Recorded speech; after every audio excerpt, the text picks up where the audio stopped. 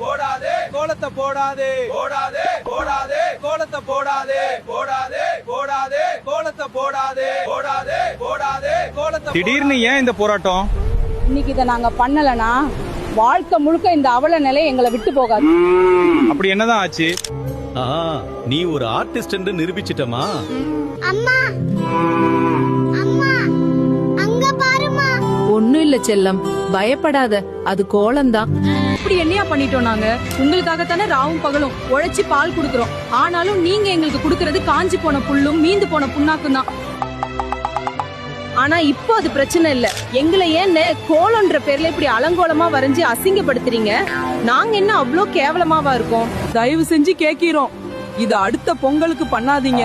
நாங்க வேணும்னா 4 பேர் சேர்ந்து பண்ணிக்கவா?